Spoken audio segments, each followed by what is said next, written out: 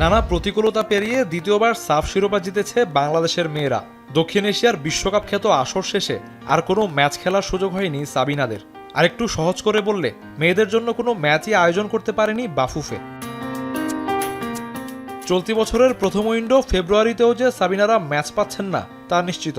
অথচ একই সময়ে চার জাতির টুর্নামেন্ট খেলবে সবশেষ সাফের রানার্স আপ নেপাল। সে আসরে অংশ নিচ্ছে শক্তিশালী মিয়ানমার।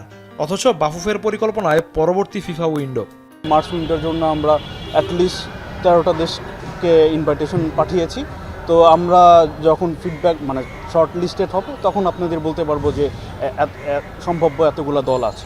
ছুটি শেষে বুধবার ক্যাম্পে ফেরার কথা নারী ফুটবলারদের, তবে সবাই এদিন উপস্থিত হননি। এর কারণ অবশ্য জানিয়েছেন বাফুফের সাধারণ সম্পাদক। 31 জন প্লেয়ারকে আমরা ক্যাম্পে জয়েনের জন্য বলেছি।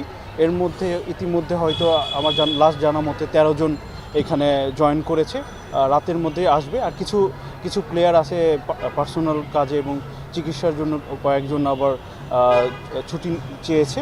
তো হয়তো তারা 18 তারিখের মধ্যে সবাই জয়েন করবে। নারী ফুটবলারদের ক্যাম্প শুরু হয়ে গেল, এখনও হেড কোচ চূড়ান্ত করতে পারেনি বাফুফে।